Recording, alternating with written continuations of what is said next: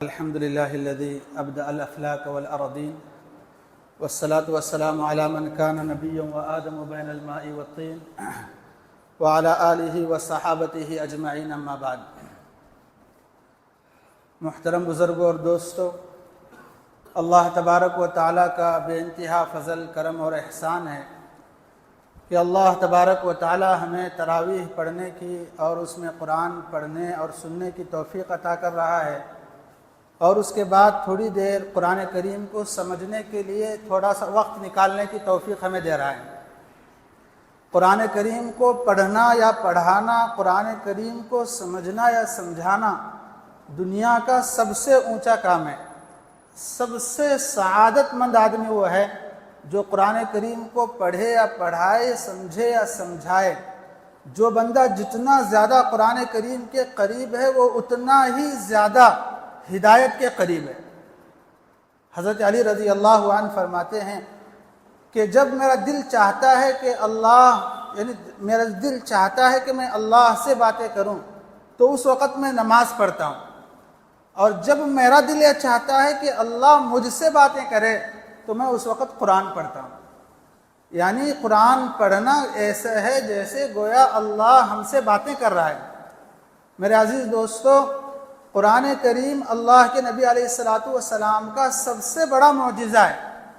اللہ نے ہر نبی کو مختلف معجزات عطا کیے ہیں، کسی کو فلاں، کسی کو فلاں۔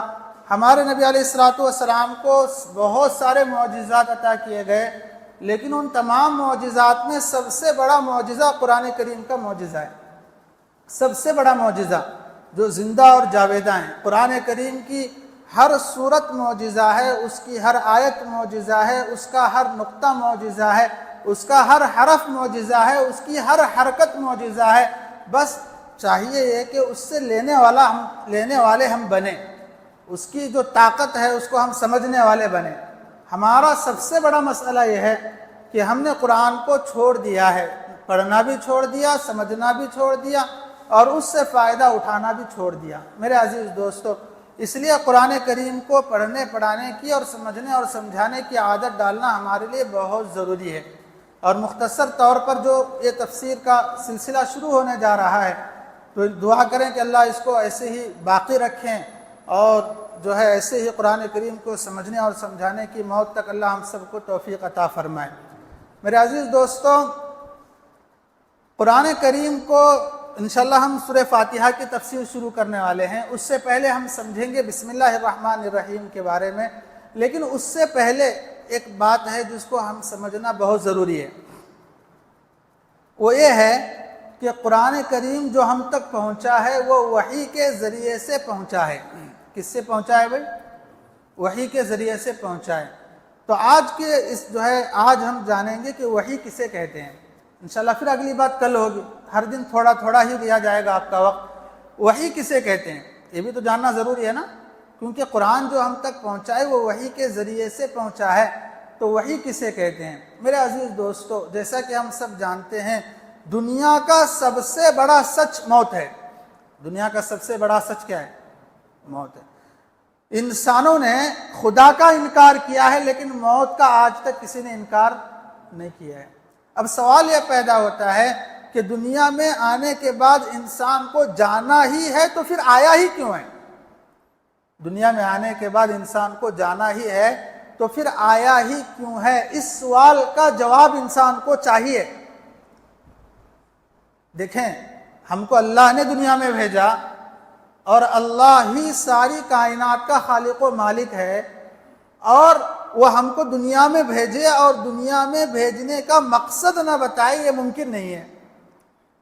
مجھ جیسا ایک کمزور انسان اپنے کسی خادم کو، نوکر کو، یا میرے پاس کام کرنے والے کسی لڑکے کو بیلگام کو بھیجوں اور اسے کچھ بھی مقصد نہ بتاؤں کہ بھائی تو بیلگام کو کیوں جانا ہے یہ بھی نہیں بتایا، جا کر کیا کرنا ہے یہ بھی نہیں بتایا، بس بھیجا، وہ چلا گیا، نہ جاتے ہوئے بتایا اس کو، نہ بعد میں فون کر کے بتایا، تو مجھے عقل مند کہیں گے آپ؟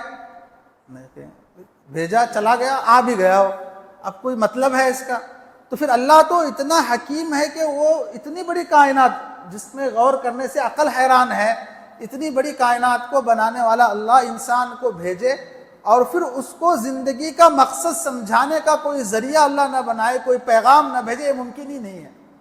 دنیا میں آنے کے بعد انسان کو قدم قدم پر علم کی ضرورت ہے۔ کس چیز کی ضرورت ہے؟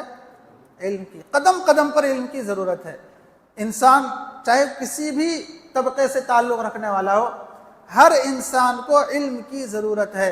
انسان کو بھوک لگتی ہے تو اس کا علم بتاتا ہے کہ اب تجھے کھانا چاہیے۔ اگر علم ہی نہ ہو کہ کھانے سے بھوک مٹے گی تو انسان کھائے گا۔ انسان کو اپنا بدن چھپانا چاہیے، اس کا علم اس کو بتاتا ہے کہ کپڑا پہننے سے بدن کیا ہوگا؟ چھپے گا۔ اگر کسی کو علم ہی نہیں ہے کپڑا پہننے کا تو پھر وہ کپڑا نہیں پہنے گا، اس کا بدن بھی نہیں چھپے گا۔ یعنی چھوٹی سی چھوٹی ضرورت میں بھی انسان کس کا محتاج ہے؟ علم کا محتاج ہے۔ ہر قدم پر علم کا محتاج ہے۔ اب انسان کو علم کیسے حاصل ہوگا؟ انسان کو علم کیسے حاصل ہوگا؟ اللہ تبارک و تعالیٰ نے اس کے 3 ذریعے بنائے ہیں۔ کتنے ذریعے بنائے ہیں؟ 3 ذریعے۔ سب سے پہلا ذریعہ ہے حواس خمسہ۔ سب سے پہلا ذریعہ کون سا ہے؟ حواس خمسہ، یعنی 5 چیزیں ہر انسان کی باڈی میں اللہ نے ایسی فٹ کی ہیں جن 5 چیزوں کے ذریعے سے انسان علم حاصل کرتا ہے۔ سب سے پہلے ہے آنکھ، دوسرا ہے کان، تیسرا ہے ناک، چوتھا ہے زبان، منہ جسے کہتے ہیں، اور 5واں ہے ہاتھ اور پیر۔ سن کر انسان کو علم حاصل ہوتا ہے۔ جیسے آپ سن رہے ہیں، میں کچھ بول رہا ہوں آپ کو، تو سننے سے آپ کو کیا ہوگا؟ علم حاصل ہوگا۔ دیکھ کر انسان کو علم حاصل ہوتا ہے کہ دیکھیں یہ جو فین پھر رہا ہے نا، تو یہ کہاں سے معلوم ہوا یہ پھر رہا ہے؟ دیکھ کر۔ یہ جو دیوار ہے یہ سفید ہے، یہ کہاں سے علم حاصل ہوا؟ دیکھ کر۔ یہ جو میں کپڑے پہنا ہوا ہوں وائٹ، سفید کسے کہتے ہیں؟ سفید ہے، یہ کہاں سے علم حاصل ہو رہا ہے؟ دیکھ کر حاصل ہو رہا ہے۔ چھو کر انسان کو علم حاصل ہوتا ہے کہ بھئی یہ کپڑا نرم ہے یا سخت ہے۔ چھو کر انسان کو علم حاصل ہوتا ہے۔ سونگھ کر انسان کو علم حاصل ہوتا ہے کہ بھئی یہ جو خوشبو ہے اچھی ہے یا بری ہے۔ تو چکھ کر معلوم ہوتا ہے کہ مزہ کڑوا ہے یا میٹھا ہے۔ تو یہ 5 چیزیں ہر انسان کے باڈی میں ہیں جن کے ذریعے سے انسان کو کیا ہوتا ہے؟ علم حاصل ہوتا ہے۔ لیکن یہ 5 چیزیں یہ ان لمیٹڈ نہیں ہیں، بلکہ ان کی ایک لمٹ ہے، وہاں جا کر یہ چیزیں کیا ہو جاتی ہیں؟ رک جاتی ہیں۔ جیسے دیکھنے سے تو معلوم ہوا کہ دیوار کیا ہے؟ وائٹ ہے، لیکن اب اس کے آگے کی چیز عقل بتاتی ہے۔ عقل کے ذریعے سے انسان کو علم حاصل ہوتا ہے کہ یہ جو دیوار سامنے میری کھڑی ہے اس کو کوئی بنانے والا ہے۔ یہ کون بتائے گا؟ عقل بتائے گی۔ ہاتھ بتائے گا کیا؟ آنکھ بتائے گی؟ کان بتائے گا؟ نہیں، بلکہ عقل بتائے گی کہ یہ جو دیوار ہے اس کے خود بخود ٹھہری ہوئی نہیں ہے، اس کو کسی گاؤنڈی نے مستری نے کیا کیا ہے؟ بنایا ہے۔ یہ عقل بتائے گا۔ یہ فین گھوم رہا ہے نا، تو عقل اب بتائے گی کہ یہ جو گھوم رہا ہے اس کے پیچھے ایک طاقت کام کر رہی ہے کرنٹ کی۔ تو یہ دوسرا اسٹیپ ہے عقل۔ اور اس سے آگے کی ایک چیز ہے جس کو کہتے ہیں وحی۔ وحی کہتے ہیں۔ جیسے مثال کے طور پر یہی دیوار کو لے لیں، حواس خمسہ کے ذریعے سے معلوم ہوا کہ یہ دیوار وائٹ ہے وغیرہ وغیرہ، سخت ہے وغیرہ وغیرہ، اور عقل کے ذریعے سے معلوم ہوا کہ یہ جو دیوار ہے اس کو کسی نے بنایا ہے۔ اب اس کے آگے کی ایک چیز ہے، وہ چیز ہے کہ اس دیوار کا استعمال کس طور پر کرنا ہے۔ اب یہ جو چیز ہے نا، یہ عقل سے بھی آگے کی چیز ہے۔ عقل تو یہ بتائے گی کہ دیوار کے پیچھے چھپ کر گناہ کرنے سے کوئی نہیں دیکھ رہا ہے۔ عقل تو یہی کہے گی نا کہ دیوار کے پیچھے، کسی دیوار کے پیچھے چھپ کر ہم کوئی گناہ کر رہے ہیں۔ عقل یہ کہے گی کہ یہاں تو کوئی دیکھنے والا نہیں ہے۔ لیکن اس سے آگے کا علم وحی کے ذریعے سے معلوم ہوتا ہے کہ وحی کے ذریعے اللہ بتاتا ہے کہ بھائیو تم اگر 2 ہو تو تیسرا تمہارے ساتھ اللہ ہے، تم 4 ہو تو 5واں اللہ ہے، تم اکیلے ہو تو تمہارے ساتھ کون رہے گا؟ اللہ رہے گا۔ کوئی جگہ ایسی نہیں ہے جہاں تم چھپ کر، اللہ سے چھپ کر کوئی گناہ کر سکو۔ یہ وحی بتائے گی۔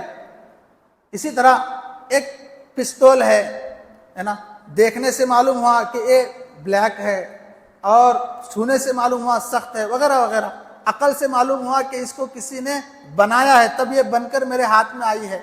اب اس عقل سے آگے کی چیز ہے کہ اس کو کہاں استعمال کرنا صحیح ہے اور کہاں استعمال کرنا غلط ہے۔ تو ایک عقل جو ہے نا، عقل کا بھی ایک دائرہ ہے، وہاں جا کر عقل کیا ہوتی ہے، انسان کی رک جاتی ہے۔ اس سے آگے کا جو اسٹیپ ہے وہ وحی کے ذریعے سے معلوم ہوتا ہے۔ تو وحی یہ وہ چیز ہے۔ اب وحی کا طریقہ کیا ہوتا ہے؟ وحی کا طریقہ یہ ہوتا ہے کہ اللہ تبارک و تعالیٰ اپنے بندوں میں سے کسی بندے کو سلیکٹ کرتے ہیں، پیغمبر بناتے ہیں، پھر اس کے پاس جبرائیل کے ذریعے سے اپنا پیغام بھیجتے ہیں۔ یہ وحی کا طریقہ ہوتا ہے۔ وحی کا طریقہ کیسا ہوتا ہے کہ اپنے بندوں میں سے کسی بندے کو سلیکٹ کرتے ہیں۔ سب سے آخری پیغمبر ہمارے نبی ہیں۔ ہمارے نبی کے بعد قیامت تک کوئی نبی نہیں آنے والا، اور ہمارے نبی کے بعد اب وحی بھی نہیں آنے والی۔ وحی کا سلسلہ ہمارے نبی پر کیا ہو گیا ہے؟ ختم ہو گیا ہے۔ تو وحی کا طریقہ یہ ہوتا ہے کہ اللہ اپنے بندے میں سے کسی بندے کو سلیکٹ کرتے ہیں، پھر جبرائیل کے ذریعے سے اپنے پیغامات اس تک بھیجتے ہیں، اور پھر اس کے ذریعے سے پوری انسانیت کو کیا کیا جاتا ہے، اس کو بتایا جاتا ہے کہ آپ کی زندگی کا مقصد کیا ہے۔ آپ جب جانا ہی ہے آپ کو، تو آپ اس دنیا میں آئے کیوں ہو، اور اس دنیا میں آ کر آپ کیا کرنا ہے، کیا کرنے میں آپ کی کامیابی ہے اور کیا نہیں آپ کو کرنا ہے، یعنی کس چیز میں آپ کی کامیابی ہے اور کس چیز میں ناکامیابی ہے۔ یہ وحی کے ذریعے سے انسان کو کیا ہوتا ہے؟ علم حاصل ہوتا ہے۔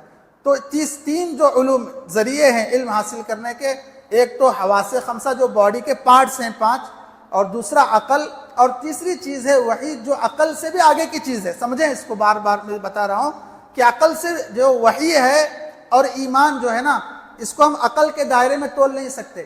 ہر بار جو ہے ہماری عقل وحی کا ساتھ دیں ضروری نہیں ہے۔ آپ ذرا سوچ کر دیکھیں، قرآن کہتا ہے یمحق اللہ الربا ویربی الصدقات، کہ سود کیا ہوتا ہے؟ گھٹتا ہے۔ صدقات کیا ہوتا ہے؟ بڑھتا ہے۔ یعنی اگر کوئی سود لینا دینا کرے گا تو اس کا مال گھٹے گا، قرآن کہہ رہا ہے۔ صدقہ دے گا تو مال کیا ہوگا؟ بڑھے گا۔ لیکن عقل کیا کہتی ہے؟ عقل تو یہ کہتی ہے کہ 100 روپئے دیں گے تو واپس 105 روپئے آ رہے ہیں، بڑھ رہا ہے۔ 100 روپئے میں سے 5 روپئے صدقہ نکالے تو کتنا بچ رہا ہے؟ 90 پر 5، یہاں گھٹ رہا ہے۔ عقل یہ کہے گی کہ صدقہ دینے سے گھٹے گا، سود دینے سے بڑھے گا۔ لیکن قرآن یہ کہتا ہے کہ نہیں، صدقہ دینے سے بڑھے گا اور سود دینے سے گھٹے گا۔ تو ہر مرتبہ قرآن اور وحی عقل کا ساتھ دے ضروری نہیں ہے، کیونکہ عقل محدود چیز ہے، جہاں اس کی لمٹ ختم ہو جاتی ہے۔ عقل سے بھی آگے کی چیز ہے، اسی کا نام کیا ہے؟ وحی ہے، اور اسی وحی کے ذریعے سے قرآن ہم تک پہنچا ہے۔ سمجھ میں آئی بات؟ تو الحمدللہ آج جو ہے وحی کسے کہتے ہیں ہم لوگ جان لیے۔ انشاءاللہ کل کی مجلس میں ہم جانیں گے کہ اللہ کے نبی علیہ السلام کے پاس وحی کس طرز پر آتی تھی، کس طریقے پر آتی تھی، اس کے کیا کیا طریقے ہوا کرتے تھے، کس کس انداز میں وحی اللہ کے نبی علیہ السلام کے پاس آتی تھی۔ چونکہ وحی جو ہے بنیادی چیز ہے، وحی کے ذریعے سے ہی تو قرآن آیا ہے، اس لیے وحی کو جاننا بھی کیا ہے؟ ضروری ہے۔ انشاءاللہ جب وحی کو ہم جان لیں گے تو اس کے بعد بسم اللہ کے بارے میں جان لیں گے، پوری آیت بسم اللہ الرحمن الرحیم کے بارے میں، اس کے بعد سورہ فاتحہ کے بارے میں ہم جانیں گے۔ اللہ ہم سب کو عمل کی توفیق عطا فرمائے۔